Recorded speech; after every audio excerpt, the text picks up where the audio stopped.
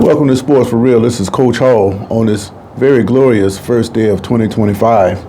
If you haven't been paying attention to the news lately, you would have noticed that a lot of former pro football players are making news in the coaching industry.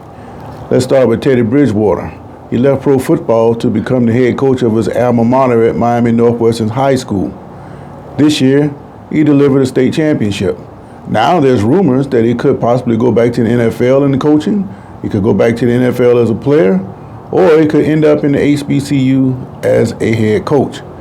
Again, that's all speculation. But what is fact is that there are some former players who have taken positions as head coaches in HBCUs. You heard about Michael Vick. He's going to take over Norfolk State, a losing program, and with his connections, he has the opportunity to turn that around.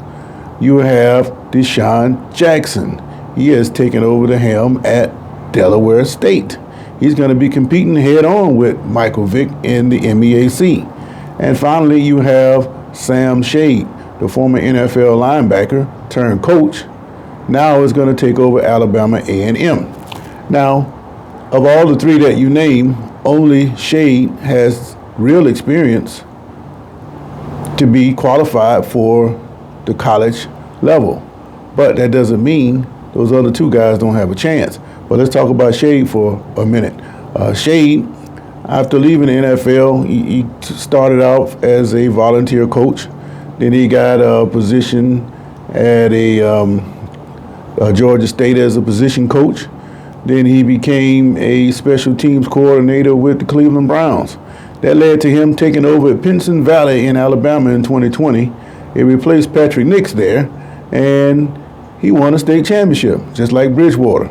That led to him getting the Miles College job. He stayed there 3 years, where he only won one game his first year, but since then he's won 7-9. So this guy here is a coach clearly on the rise, and because of that, the Alabama A&M Bulldogs have named him their head coach. Now, he has all the experience, but he doesn't have those flashy names like Deshaun Jackson and Michael Vick. And because these guys have flashy names, they're going to attract recruits that want to play for somebody that played in NFL with a big name. Case in point, Deshaun Jackson has landed Antonio Gates Jr., who is the son of the former NFL great. Gates Jr. started out at Michigan State, redshirted 1 year, had a decent year the next, but he has decided to transfer to take a shot with Deshaun Jackson. So when you have a big name, people are going to be attracted to your programs. Deion Sanders is an excellent example of that. And he continues to get recruits, even though I still don't think he's going to stay very much. But if he does, he has an opportunity to do his own thing.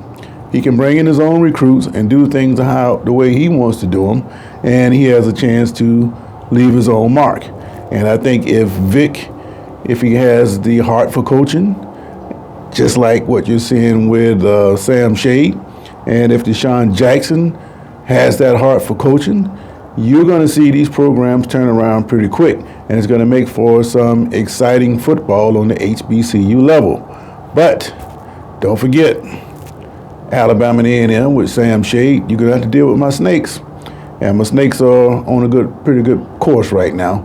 So get your recruits. We're going to get ours, and we'll see you on the football field. But congratulations to Jackson, Shade, and Vick for taking these positions, because they are high profile and has an opportunity to get players that he wouldn't normally get. And when you have the roster limits taking place beginning next year in the bigger level of college football, that's going to funnel some players down into the HBCUs. So not only is the coaching taking a step up, the player level is also going to take a step up. So keep an eye on the HBCUs moving forward in college football. This has been Sports for Real.